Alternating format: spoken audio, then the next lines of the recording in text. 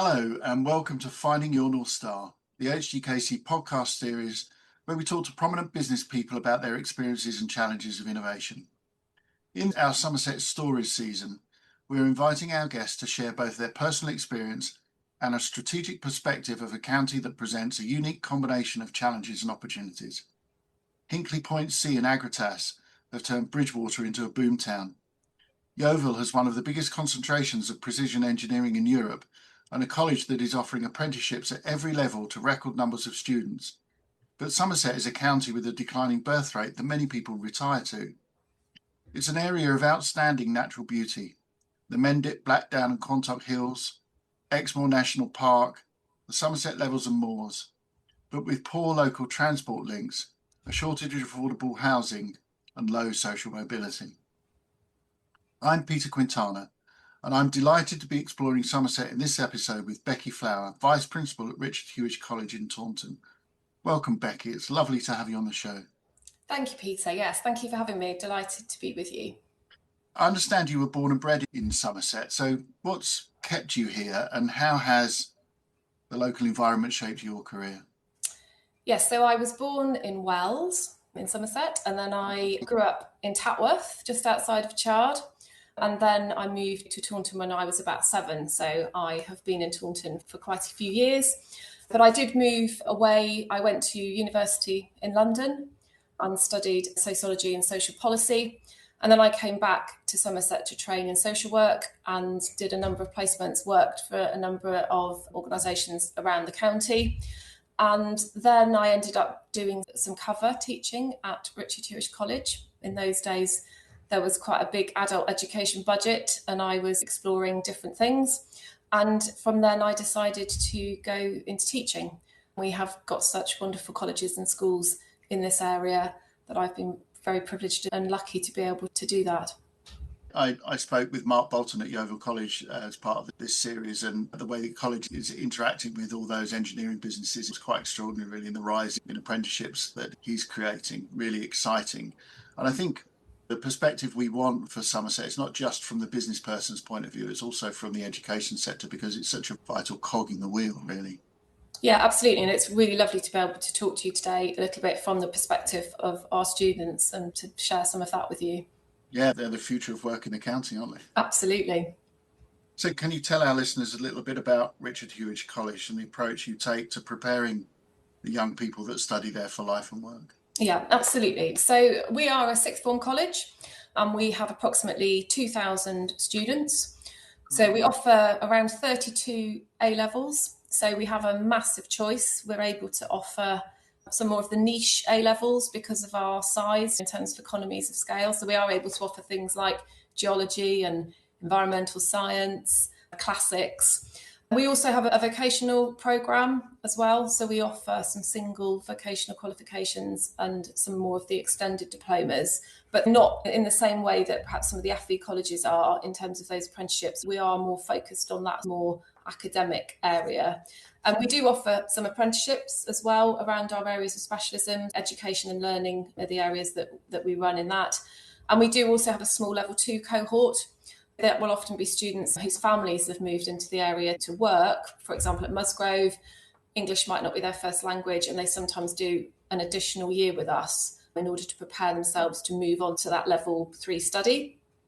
We're also really unusual because we're a state sixth form with a boarding house, which is 5 minutes up the road. We have about 50 boarders, and they come from all over the world. We have quite a unique relationship with the Falkland Islands. So they don't have any post-16 provision in the Falklands. Their students have to leave the Falkland Islands at 16 and the Scilly Isles, which is similar. And then we will have students from all over the world. So that's lovely because that gives the college a slightly different dimension. We recruit students unbelievably from all over the county, but also from outside of the county. So they might come to us from Porlock, from Cheddar, from Yeovil, from Ufcombe. We recruit from probably about 30, 35 schools. So we're a really diverse hub with students all coming into us as well as our local community and schools. We are very pleased at the moment to say that we're at the highest performing college in the Southwest in terms of student progress. We're delighted with that. And I think In terms of our mission, although our academic reputation is really important to us, one of our main areas is around that whole holistic education for young people. And I think that's where we tie that into those needs for businesses. It's about saying to our young people, what do you need to be able to be equipped to be successful in this modern world with so many changes, AI, social media, all of these very fast-paced changes that this generation is experiencing. For us, it's about making sure that they are curious citizens, that they are able to articulate themselves well, that they're resilient, and that they understand how to contribute positively to their communities. I think that's a really important part of our curriculum. As well as our academic curriculum, we have a big enrichment as well. So looking at all the other things that young people can be involved in, and our links with businesses are really important in that. And we've also just established the Huish Centre. We're sector leading in CPD, so professional development for education staff. We do a lot of our own research, and we publish our work with Cambridge and Exeter University. That's a really big part of what we do, specialising in this particular age group. Yeah. That word curious really struck me, because we work with business owners, and when we find a business owner that's curious, we know we've got somebody that we can really work with, who we can really help to develop them and their business. It's such a vital attribute, isn't it? Because it's what drives you to learn. It's what drives you to find out new things and drives you to experiment and innovate and all sorts of things. Absolutely. And the skills that we take such a strong approach to not spoon feed them, but to get them to be those curious, independent, critical thinkers, which is what employers want. Absolutely. And so that's a really important part of our curriculum. Yeah. I just wanted to change tack a little bit. I said earlier that there's quite low social mobility in Somerset, but how do you think Somerset could better support young people to develop skills and build careers locally and help to address issues such as youth retention? Yeah. And this is something that we feel so passionately about. As you say, Somerset really does have low social mobility. I think there are two key things from my perspective. I think the first thing is about aspiration. So it's about showing young people the opportunities that are out there. And I think through the work with the Chamber, that's been one of the things that's been so important, that if young people don't know what opportunities there are, they're actually quite limited in terms of understanding about careers and what different careers there are. So the more they can see is really important, the more they can know what's available in the county. And then I think the biggest thing, which you've already alluded to, is it's transport. Affordable transport, which is without doubt the biggest barrier to young people in Somerset. They're often in rural communities where the transport links, whether they're trying to get to college or whether they're trying to get to a job or whether they're trying to get to an apprenticeship, so often that's not available to them because either the transport's not available, it's not reliable, or it's really expensive. So in Somerset, they are still charged adult prices once they turn 16. And that's just making it unaffordable for so many young people. And if you're already travelling here from Porlock, the dedication that our young people have, but then if you haven't got the means to be able to pay for that's really difficult. And the bursaries that come from government don't cover enough families. No, it's a challenge, isn't it? Particularly travelling east-west, it's really hard work, isn't it? It is. Our students come from so many different places. We don't have the financial means to be able to put buses on, although we work with bus companies in the council, but which area do we choose? I guess you're aware that the new Somerset Economic Growth Strategy was published quite recently, sets out an ambition for a more dynamic, greener, inclusive economy. How well do you think that aligns to what matters to the young people studying at Huish College? Yeah, this is some work that we've been doing with the Chamber as well, actually, and talking to young people about what matters to them. And we've been doing some Gen Z activities where businesses can come in and go around and almost on like a speed dating thing, just chat to students. Because I think it's really interesting about what they think compared to what necessarily we think. And I was talking to my tutor group yesterday about this. I think they're very passionate about their environment. I think young people, especially in relation to things like AI, they are concerned about the environmental impact of that. I also think they are worried about how that's going to impact on jobs that are available to them. And they're worried that jobs that they might be interested might be taken over by AI. Lots of our students in politics and debating or MUN, they are interested in social change. We work with Citizens UK as well about helping young people to have a voice about that. So I think they are concerned about lots of those things. I think they're also quite concerned about, I think perhaps different to our generation, they are quite concerned about their well-being in terms of their job and their work-life balance. And I know from feedback with the Chamber, that's quite hard for businesses to understand, that they're not always totally driven by ambition and money. Actually, their work-life balance is really important to them. And I think when companies understand that and perhaps can work flexibly with young people, I think that helps. Yeah, we do quite a lot of work with our clients on employee engagement. Which is an engaged employee is somebody who sees that what they're doing serves their personal objectives and motivates them to help them serve the business's objectives as well.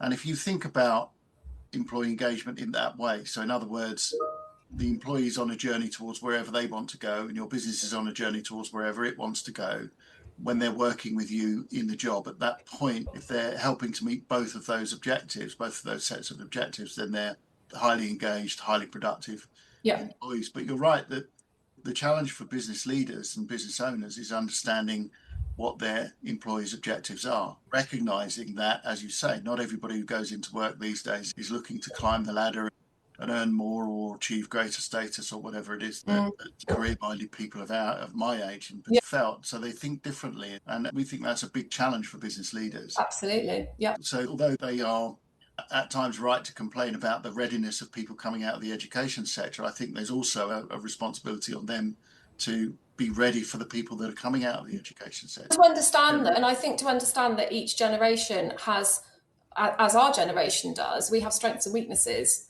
and it's about really tapping into their strengths and then working around the things that they find challenging. What can we do as organisations then to help empower that and make it work? Yeah. You mentioned earlier that you offer 32 A-levels at the college. How do you see the curriculum at Richard Huish College evolving over the next 5 to 10 years to help young people benefit from the opportunities that the growth strategy is aiming to deliver? Yeah, so there's quite a big curriculum change again. The government's just finalised its strategy around that. So we've got the introduction of the new V-levels, which will come in within the next couple of years. So essentially you'll have A-levels, V-levels and T-levels. So in some aspects, I think that will be easier for businesses because it's easier to understand 3 different things rather than the very mixed and challenging landscape of vocational qualifications. I think the biggest opportunity with that is about the fact that students will have much more opportunity to combine A-levels or traditional academic qualifications with vocational qualifications, because there's going to be much more of a push to combine that. And I think that brings lots of really good opportunities for business, because I think both of those qualifications are so important. The A-levels provide the academic rigour, but the vocational qualifications often provide the skills that businesses want. So I actually think this is going to be a really positive move about that combination. And I think there's a wider choice. So some of the new qualifications that we're bringing in around things like mental health, medical science, data analytics, cybersecurity, I think those are qualifications that young people will be really excited and motivated about, but also that I think will be really relevant for businesses. And then in relation to our pastoral curriculum, because as I said to you, that's really important as well, I think we're going to be continuing to really focus on digital skills, oracy, really ensuring that young people are confident enough to be able to make a phone call, engage with a customer, have the confidence to do that. And also we're beginning to work on a strategy actually with UCL in London around disagreeing well, which is basically helping young people, well, and all of us to be able to disagree well with each other. And that's okay, giving them the skills to be able to do that. And to understand that sometimes disagreeing is okay. It's okay, absolutely. And I think people are entitled to have different opinions from yours. Yeah. So that's our next project. Excellent. That sounds really fascinating, actually. I'd love to see how that evolves. We'll invite you in. Perhaps you could come in. Come and disagree with someone. It's interesting, actually. I think we are at quite a strange place in the evolution of our world politically and socially right now. We have some very outspoken, very polarizing world leaders right now, saying things that you wouldn't want people to be saying in a classroom, for example. How do you approach that? Because this is a challenge I hear from leaders in business, that if you're, let's not name names whilst we're in this podcast, but listening to some prominent leaders out there talking the way they talk right now, saying the things that they say, for young, impressionable people, they think, okay, if they can say that, I can say that too. How do you address that? So I think a lot of it is about the culture that you create in an organisation. So Absolutely. I think our culture here, we have really simple rules. Turn up, work hard and be kind are our rules. So I think that notion of an inclusive and safe environment, and also that notion that we can all be different. And I think when students come in from school, what they see, and we're all on first name terms, what they see is that they can be who they want to be. And we say, if you don't like so-and-so, then that's fine. Just keep away from them and respect that other people have different opinions. And then I guess in lessons, when there are opportunities, some subjects like politics will obviously align themselves more to those sorts of discussions. But it's about gently questioning, isn't it? And asking a young person to think about what you've said.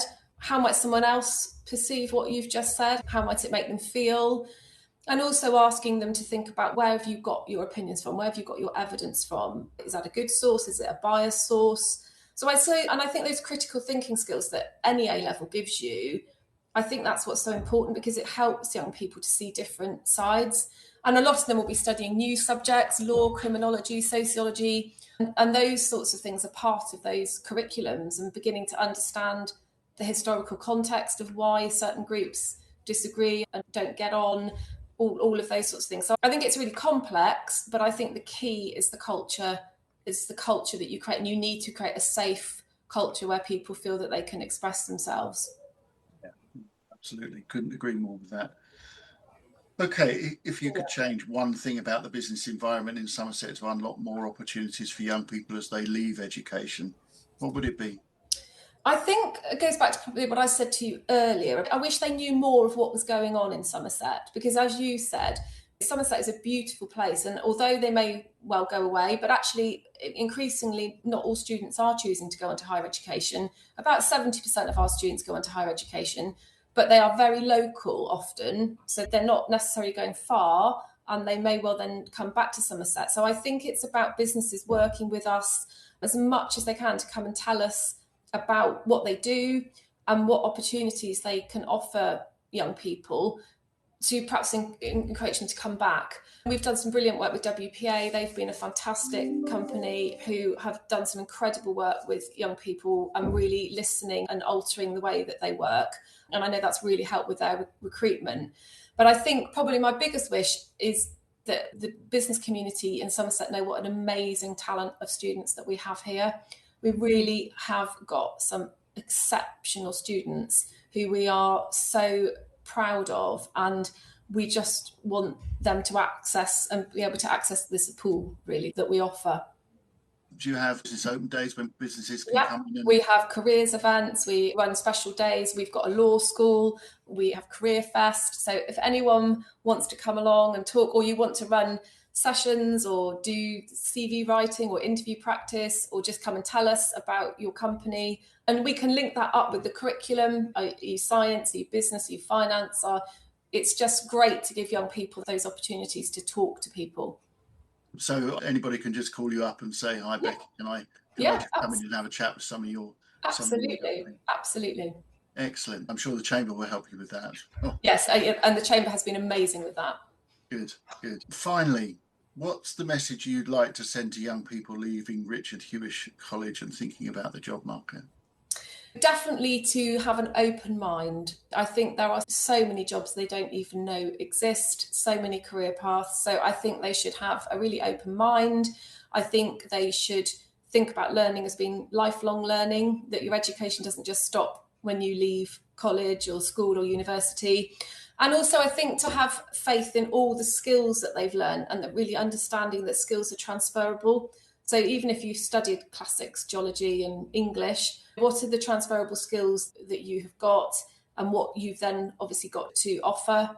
And play to your strengths. You need to be happy in your job, And although I would say to students, you need to be resilient, and that there will always, even if you have your dream job, there will always be things about your job, boring bits to your job. And I think sometimes it's about saying to them, you've just got to get on with it. That's life. But to do a job that they enjoy and that I think really does play to their strengths. Good advice. I think that you talked about AI a little bit earlier, and there is a concern that AI will take jobs away. But my career background was IT. I got into IT in the late 70s, so a long time ago. People were talking about it then. People were talking about this new computerization, as it was then known, taking people's jobs away. What are we going to do? It's going to be mass unemployment, etc., etc. But we wound up with jobs that we'd never even conceived of before. Absolutely. So social media wasn't a thing in the 70s, the 80s, or even the 90s. But now people can study social media and people can get jobs in social media. But AI is going to take away jobs that we do now, but it's going to provide a whole range of new things that we never even thought about.